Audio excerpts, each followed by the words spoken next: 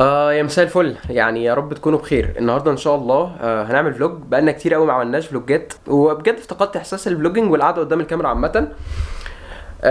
فاحنا النهارده بما ان احنا هنجرب حاجه جديده، فقلت اعمل فلوج لليوم. والحاجه الجديده هي ان انا هصور بودكاست مع صديقي واخويا ابراهيم محسن. ابراهيم هو لسه خريج حديثا من قسم الهندسه النوويه جامعه اسكندريه، وهو شاب عسلية جدا جدا وقارئ ومثقف، وهو صديقي من ثالثه اعدادي. لكن اكتر حاجه جمعتنا هو انه كان الروم ميت بتاعي او صديق الغرفه في السكن خلال السنتين اللي فاتوا، ووجوده معايا بصراحه حمسني جدا جدا ان انا اقرا كتب اكتر. يعني انا اصلا شخص مفيش حد حواليا محب للقراءه كاصدقاء يعني. فوجود ابراهيم بصراحه حمسني ان انا اقرا اكتر، وكنا بنعقد جلسات قراءه مسائيه نص ساعه او ساعه، وساعات كنا نتهور ونحط ساعتين تارجت ان احنا نقعد نقرا يعني. فاحنا ان شاء الله النهارده هنعمل معاه بودكاست يكلمنا عن تجربته مع القراءه، ونتكلم كده ندردش سوا، وان شاء الله يعني نكون موفقين يعني في اول بودكاست.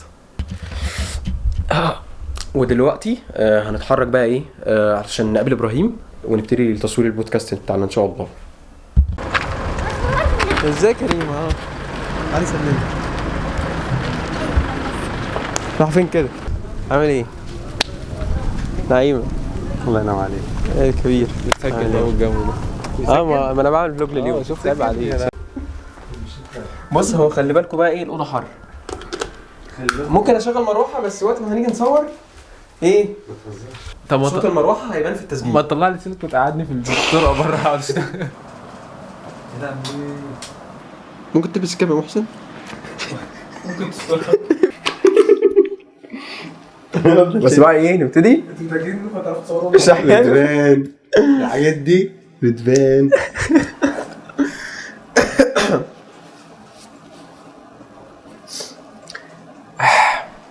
جاهز؟ يلا بينا.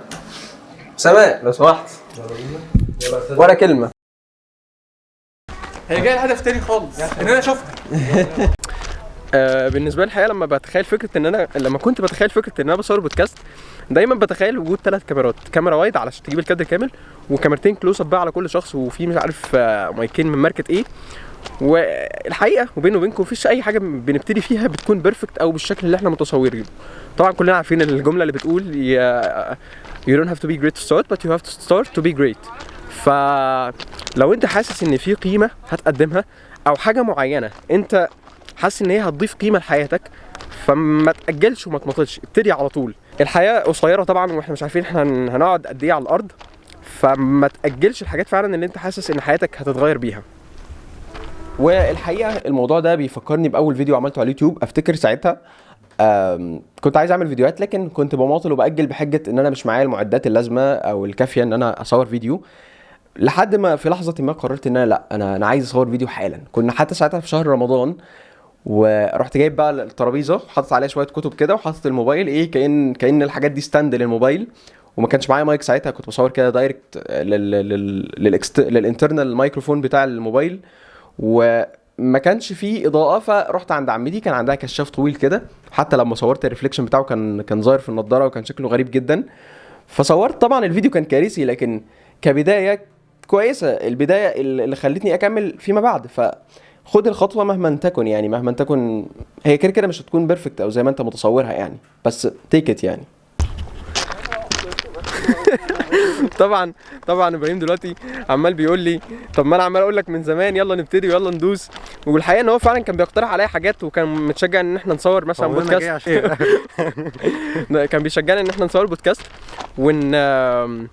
ونعمل مثلا تحديات فيها اسئله علميه وحاجات من دي. وكنت كل مره كنت ببرر بشكل لا واعي، واقول له انا عايز معدات، وبقول له ان انا لو هصور حاجه زي دي فانا محتاج كذا كاميرا ومحتاج كذا مايك ومش عارف ايه.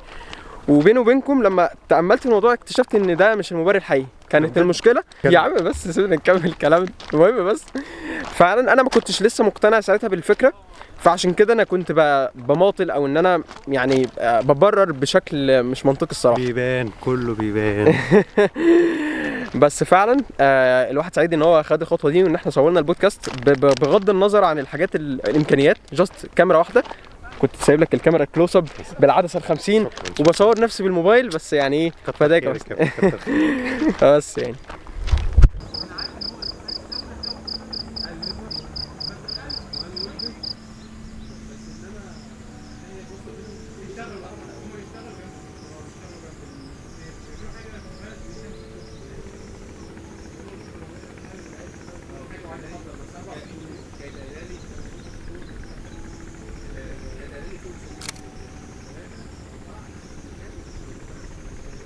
بمناسبة فكرة البداية، ساعات بتجيلي بعض الهواجس السلبية أو ساعات بشعر بالحرج من بعض الفيديوهات اللي أنا عملتها زمان وأقعد أقول إيه اللي أنا بقوله ده، ولا إيه مين الكائن ده. والحقيقة إن دي فكرة سلبية، لأن الفيديوهات دي هي خطوة أو جزء من الرحلة بتاعتي، الرحلة اللي بتقول أنا كنت هنا وبقيت هنا، ولولا الخطوات الصغيره اللي انا كنت باخدها دي ما كنتش قدرت اوصل للكواليتي اللي انا بقدمها دلوقتي. مثلا اي نعم انا لسه مش ساتيسفايد بالشكل اللي هو ومش حاسس ان انا وصلت للكواليتي البروفيشنال اللي في مخيلتي، بس على الاقل انا قطعت شوط كبير جدا، ولولا الخطوات اللي خدتها ما كان زماني وصلت للخطوه دي. فبس المفروض ان انا يعني احب واعتز باي حاجه انا تعبت فيها وبذلت فيها مجهود. وفرضا لو انا استجبت للهواجس السلبيه دي ومسحت الفيديوهات القديمه، ما هو اكيد هتجيلي برضو يعني مستقبلا ممكن تجيلي بعض الهواجس ان انا عايز امسح الفيديو اللي انا عملته النهارده ده، او الفيديو اللي انا كنت عامله وكنت مبسوط بالكواليتي بتاعته، لكن هو مش مناسب للمعايير بتاعتي المستقبليه. فهتحس ان الموضوع عشوائي جدا، وهتحس ان انا مش راضي عن اي حاجه بعملها. فالحل لا، ان انا اعتز باي حاجه انا بذلت فيها مجهود، واحب اي حاجه انا بعملها. ف that's it. I'm so proud of what I have done.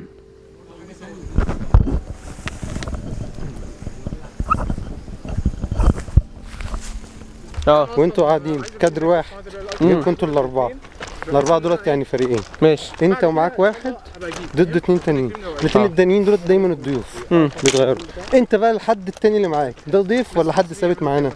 اوكي طيب، يعني احنا دلوقتي النهارده احنا صورنا البودكاست، فاحنا عايزين بقى ايه نتفق من دلوقتي، عشان ايه انا همسك عليك زله. ده هينزل ده ولا لوحدنا؟ ده ممكن ينزل الصراحه في الفلوج بتاع اليوم. مش تماكش احنا؟ لا ما ينفعش، هسيح لك انت عارف بقى اللي فيه.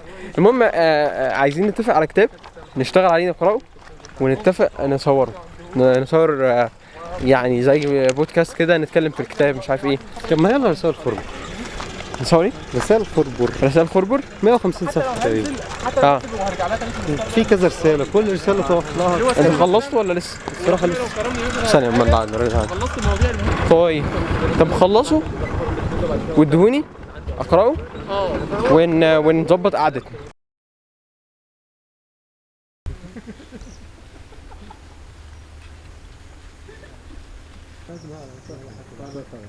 والله مرة ثانية بعدين شربت كوباية شاي؟